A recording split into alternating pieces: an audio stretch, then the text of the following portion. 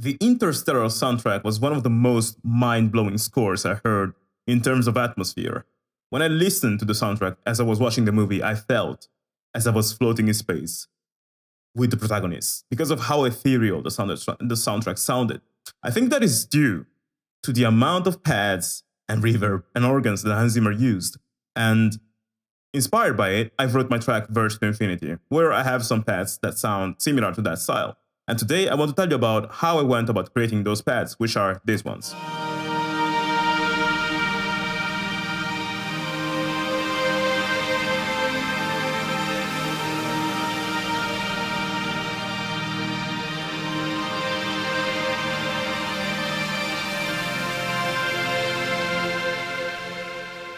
So this video is going to be split in two parts. In the first part, I'm going to explain to you, if you do not know anything about synthesis, how to go from a saw wave to getting a pad sound.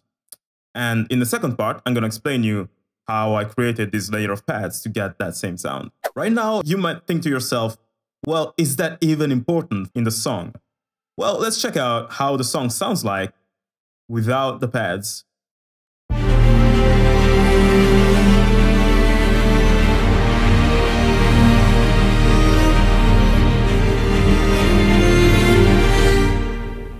That's pretty good, but it doesn't sound huge. While with this, that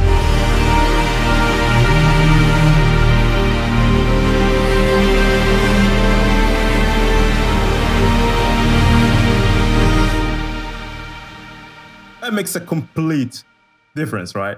So that's the importance of using pads.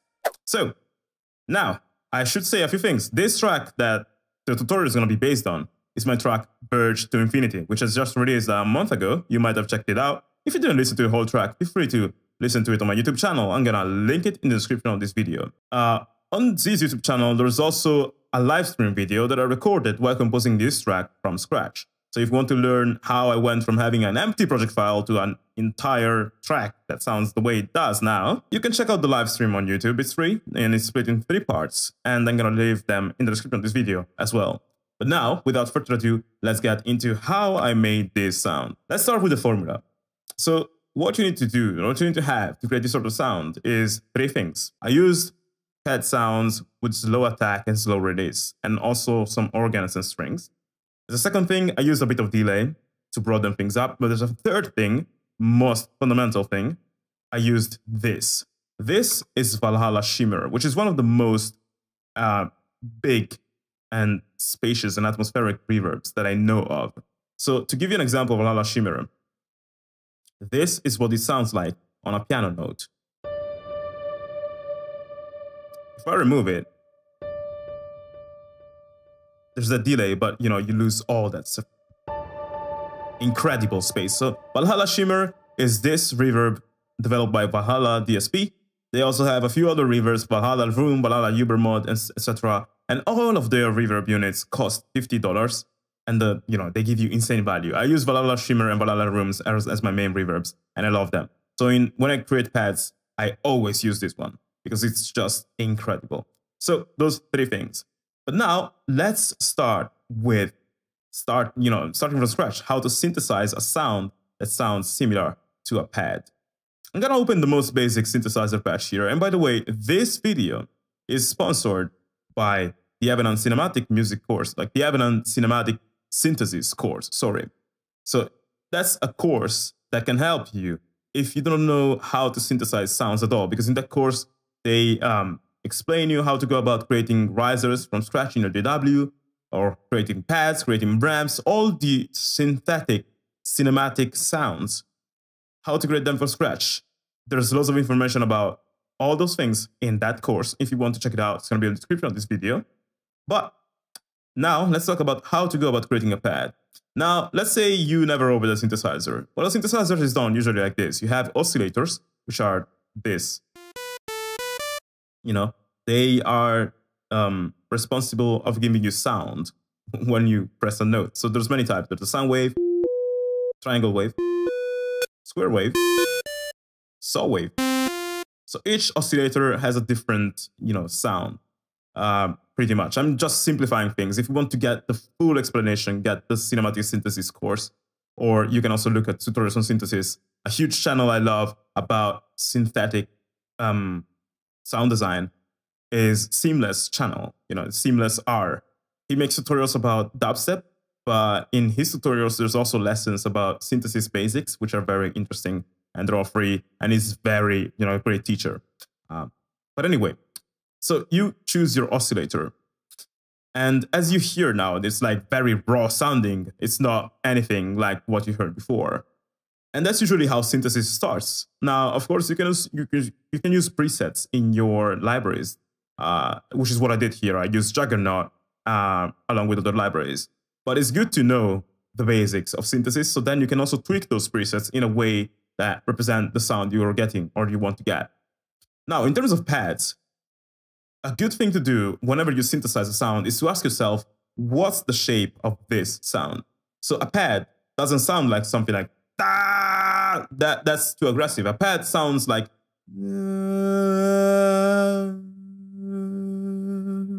something that rises slowly and falls slowly. It's not like instant volume and then instant. It's modeled sort of like after, the sound of maybe sustained strings. Those sounds that are like soft and mellow, that's a pad. So now that we know that, how do we go from this to a pad? Well, what we have to do is to use volume envelopes. Volume envelopes are usually the second thing that you always find in synthesizers. In this case, they're always in different spaces though. So whenever you get a new synthesizer, it's a good idea to read the manual to see where everything is. In this case, in the 3X oscillator here, synth, the volume envelope is here. So I go here, activate envelope. It has this sort of shape. Usually they're called ADSR envelopes because the main features or the main parameters are attack, sustain, attack, decay, sustain, and release. Let's see what each one does. So we're not going to look at the hold now because not every synthesizer has it. Just going to talk about, this, decay, sustain, whatever. So let's say we have this. As you can see, the attack is super fast. The more you increase this knob, the slower the attack is going to be in terms of seconds.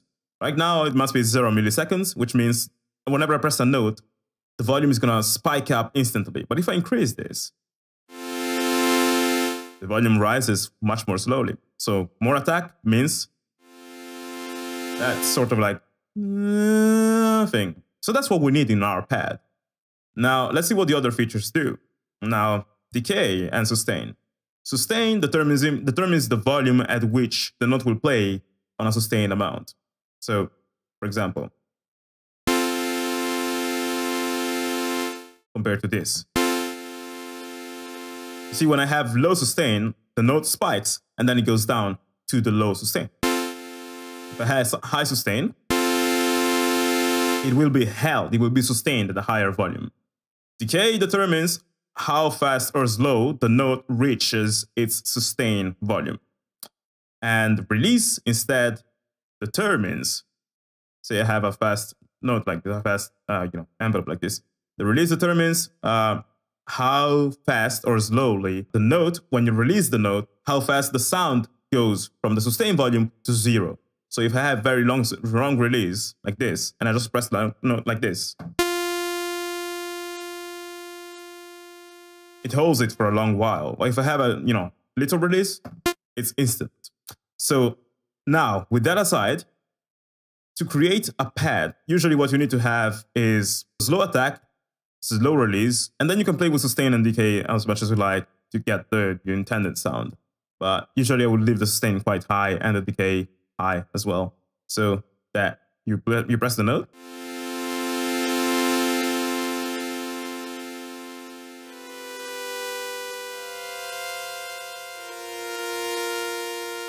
So now, whenever you play the note, you get this sort of long tail, which almost sounds like reverb, kind of, but it's just a tail. And this is the basic shape of a pad. So what you need to have is at the foundation of what you're using, at the foundation of whatever oscillator or whatever sound, you need to have this shape, because this is the shape of the pad. If we wanted to create a pluck, we would have used another shape, like maybe this one. So like the shape you use on the envelope changes the sound that you can get out of what you have. Now, in this case, I'm gonna tell you about how I created like my pads here. In this case, I didn't create them entirely from scratch. Let's check out what libraries I use. So we have a few layers here. Let's start from this layer.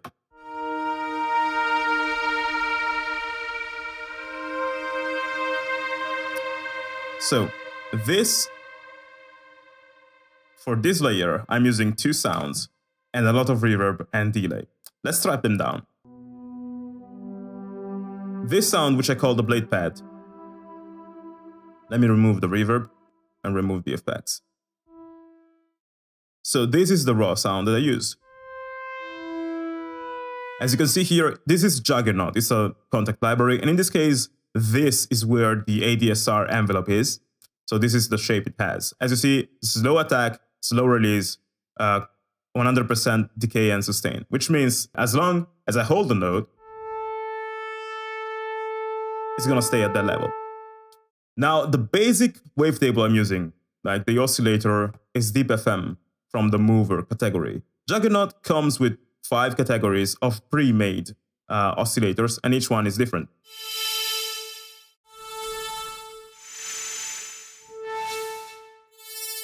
And obviously, as you change these wavetables, you scroll through the wavetables, the rest of the patch stays the same. So if I set this, what I did in this case, I set the envelope first, and then I browsed through the patches to find one that I really liked. In this case, with Deep FM, I didn't really have to change anything because I like the sound of it. So, you can use presets for sure. There's nothing wrong about using presets. But if you can set the envelope the way you want, then it gives you a good advantage. Another thing I did is this delay.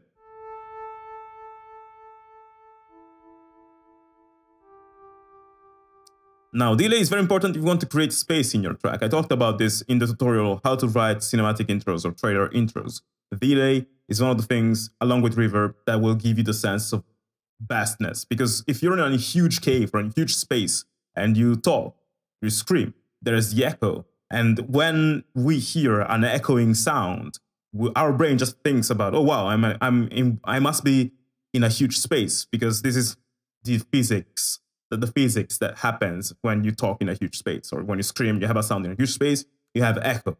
That's why delay creates the sense of space.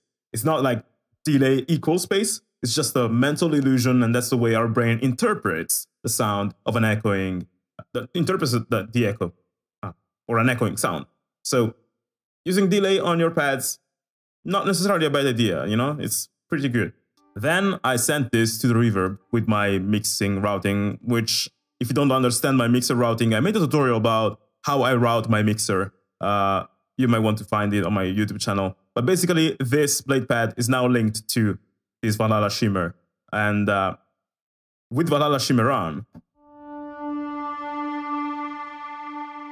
it gets that sound. I also, this is the controller I use to determine how much reverb I want to put in my sounds. Like here, if I do this, there's less reverb. If I do this, there's a lot of reverb. This is something I explain in my tutorial where I talk about how I manage reverb. But pretty much what I'm doing here with the hybrid pad, with the blade pad, is, the envelope. Then I added some delay, and then I sent this to reverb with quite a lot of, wet to dry ratio. And now, the sum of all those 3 things gives me this effect, starting from a very basic sound.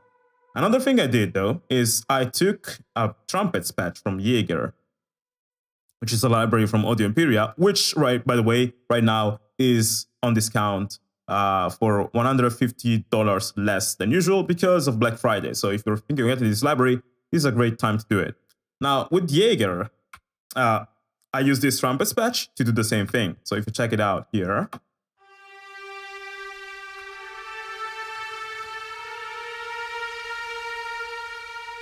now, this doesn't necessarily sound like a trumpet, right? And that's because I think I processed it quite a bit. If I remember correctly, I added some distortion. This is what it sounds like normally, without reverb, without anything. Let me play it.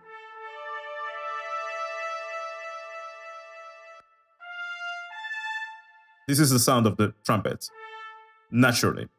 I wanted to add trumpets because I wanted this pad to have a sort of like an organic quality to it, as well as an electronic. that's usually how you get the hybrid sound. When you use electronic sounds and organic together, blended in a particular way, you get something that sounds kind of alien, but also kind of familiar. And that's how you go for the hybrid sound. That's why I use the trumpets here. And also I wanted this blade pad patch to have a more thick frequency response, which is also the reasons why the pad that I showed you as a first example in the song had many patterns. You know, I'm using many different patches because I want to build a bigger frequency response by using organic instruments and pads, etc. In this case, I use these trumpets, which are run through the same delay. And then in Jaeger, I went into the effects tab, and this is the reason why I love Jaeger so much. This library makes it easy for you to tweak your sounds and get that sort of alien hybrid effect. So what I did simply is I added a bit of distortion to make it a bit more crispy. And now these are things that it's not like I know in my mind, oh yeah, if I add 5% of distortion and it's gonna be completely crispy, whatever. These are things that, well, now I know them because I experimented, but these are things you discover. All I'm saying now, those are things you discover by experimenting, messing around. So take time to mess around with your sounds, add effects that you don't know what they do, or maybe read about what they do in the manuals, and then try them and see how they affect brass or strings or whatever, you know? And the more you experiment, the more you learn, the more you notice stuff. You must be like a crazy alchemist that tries to, you know, put together the most amount of regions possible, and then it creates potions that you didn't know existed. That's what I do in terms of synthesis. So that's why I added distortion. I know what it does, but just because I experimented with it quite a bit. So I have this legato trumpets patch with distortion, which is also being run through the Valhalla Shimmer reverb. So now it sounds like this. And when I layer it with the blade pad, we get that effect.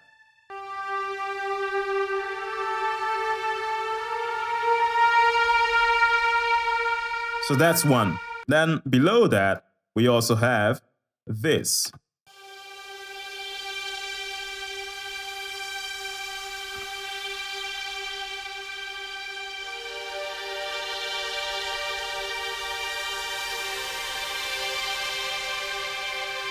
Which gets more intense later on.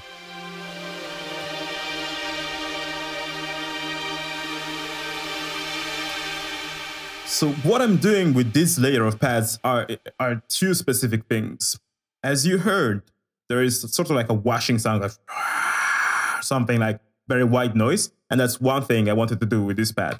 Because the blade pad here is so precise and I'm only playing melodies, I wanted to have something that was more broad. So one thing it's doing is like it's giving that white noise that opens up the track, sort of like maybe using a cymbal or a crash would do in a percussive pattern. And also what I'm doing is I'm playing harmonies. I'm playing this G7 note to just enforce the harmony there, and also these chords. So this pad is just to have more harmonic stuff into it. Let's see what these two sounds are. So we have some strings pad, which is just actually some strings which are playing tremolos and are being fed to Valhalla Shimmer with a load of reverb. So that's why they sound like this.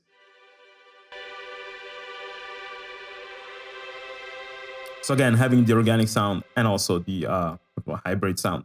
Then, let me see, because I think, yeah, this is the strings only. And then we have hybrid pad. Juggernaut,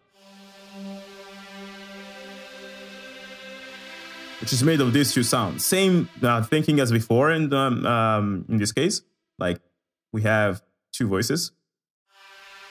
This Mega BP, which has a slow attack, slow release, and everything. In this case, I also used an internal EQ.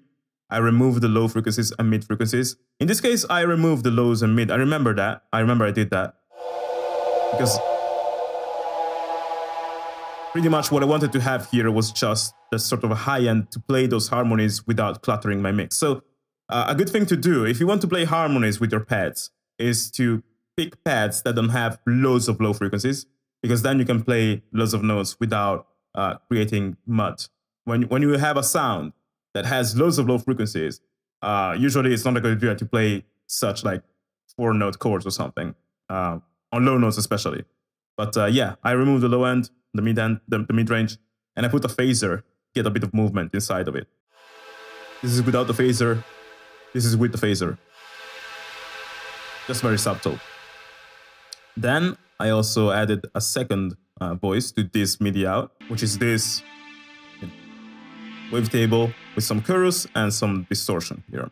So when you play them, those two together,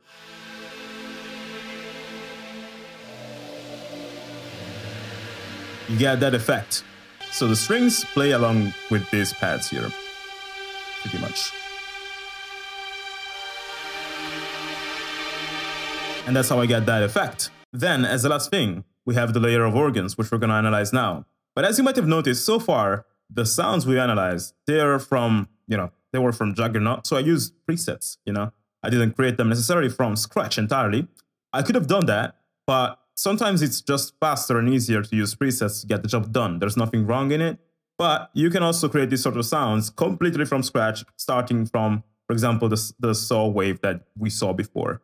And in that case, you would do that by processing that saw wave to infinity, by adding unison and blurriness and all those things that I might explain in other tutorials, or that you will surely find out in the cinematic synthesis course, which again, link in the description of this video.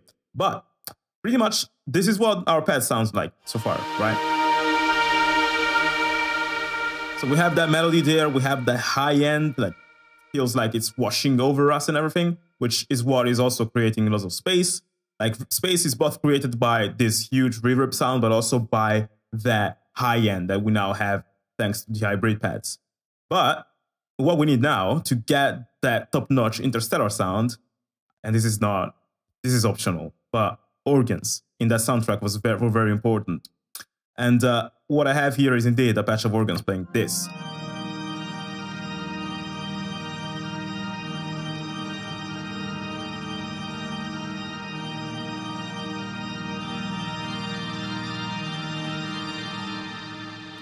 So the idea behind an organ is still, first, giving that the forced interstellar style or touch. But the second reason why I added the organs is, again, to have a more organic side to this sort of like, and with organic I mean natural side to these pads. And third, the organ gave a bit of low end with this D-sharp 3 note, for example.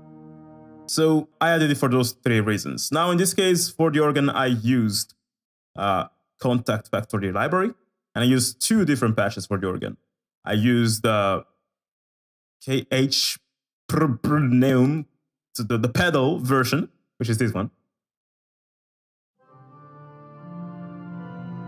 It doesn't go as high though, compared to this.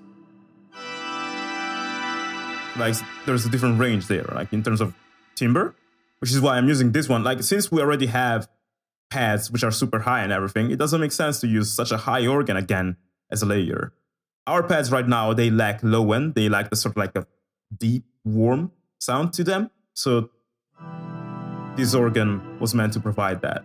Again, in this case, I'm using Valhalla Shimmer for the organ.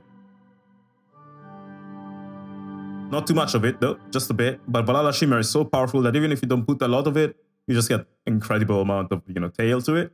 So that's what I'm using for the organ chords. As you see, it's playing the same chords that we were playing on the synthetic pads, but we added the low end note here because we needed it, and because the low end of this organ patch is very clean, I decided to add the D-sharp 3, and then this one, and then this one. So on its own, it sounds like this. Very bassy. But it doesn't go below 100 hertz, because again, I don't want my pads to be so low. But if you have a bit of low end, a bit of high end, and good mid-range for your pad, then that's awesome. And then on top of that, we have these arpeggios. This one.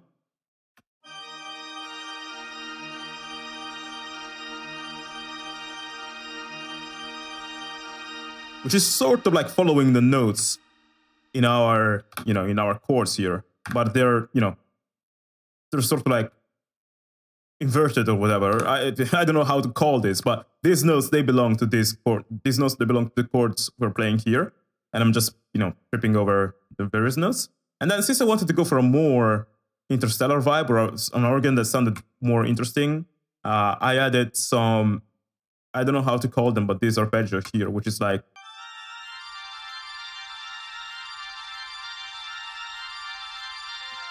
so this arpeggio is interesting because it goes with this one, and it's not like it does the same thing. It's on a higher octave, but it's not playing the same notes.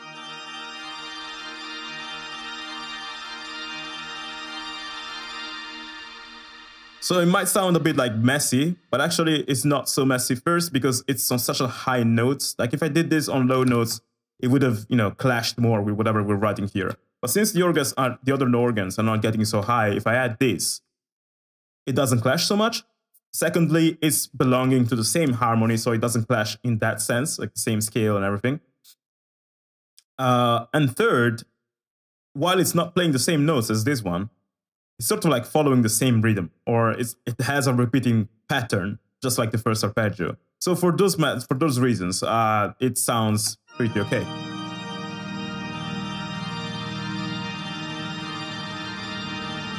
And also in the song, there is an arpeggio doing this, like an arpeggiator doing this exact arpeggio. So it's not completely alien, but that's I explained that in the tutorial when I explained how to write this song, how I wrote this song. But anyway, I hope this video was useful to you and not too much confusing. If you want more videos about synthesizing cinematic sounds like this one, there's plenty more that I could do, but let me know in the comments if you're interested, because guys, if you don't leave comments and asking questions of what you want to see, then I have no idea what you want to see next. So if you want to see more cinematic synthesis videos, let me know in the comments right now. Also, I recommend you to check out Cinematic Synthesis from Evenant. I'm going to leave it in the description of this video if you want to learn how to create these sounds completely from scratch and have a guide very well structured on all of these sort of sounds. I'm going to leave you a homework. Try to write a track using these pad techniques, so a track that has a good atmosphere, and once you're done with it, feel free to post it in our official Discord server. I created it yesterday, and it's already full of like 150 composers, all great people who are only out to help each other out. And in that Discord server, there's many sections, as long as a feedback section, where you can post your tracks, and other people, as much as myself, can give you advice and feedback on what you've wrote. And ideally, you can give feedback to people who know less than you as well. So the scope, like the idea behind the Discord server I created, which is called Alex Moukala's Composer Crew. Link to join the server is going to be in the description of this video. The idea behind the server is, first, help you guys to be more in touch with me personally, and second, to build this community and create a space where everyone can grow and get to know each other and learn together. So again, if you want to join us on Discord, it's completely free. Link in the description of this video. If you want to get the Evenant course, link in the description of this video. And if you want to see the live stream of me composing this track entirely from scratch, or the tutorials that I made about the structure and the arrangement of this whole track, I'm going to leave all of that in the description of this video as well. And I'll see you in the next video. Bye bye.